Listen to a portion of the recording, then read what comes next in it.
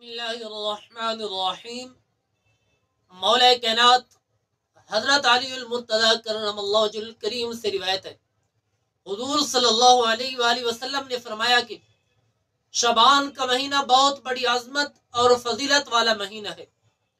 حضور صلی اللہ علیہ وآلہ وسلم نے فرمایا کہ جب 15ویں شعبان آئے تو رات کو جاگا کرو۔ حضور صلی اللہ علیہ وآلہ وسلم نے فرمایا کہ 15ویں شعبان کا روزہ رکھا کرو۔ حضور صلی اللہ علیہ وآلہ وسلم نے فرمایا کہ جب سورج غروب ہوتا ہے اس وقت سے لے کر اللہ تعالیٰ اپنی شایان شان کے مطابق آسمان دنیا پر نزول فرماتا ہے اور اللہ تعالیٰ اعلان فرماتا ہے کوئی مغفرت طلب کرنے والا اس کی بخشش کر دوں۔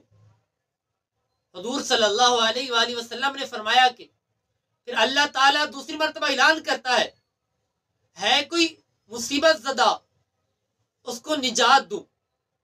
حضور صلی اللہ علیہ وآلہ وسلم نے فرمایا کہ اللہ تعالیٰ اعلان فرماتا ہے کوئی رزق طلب کرنے والا اس کو رزق دوں۔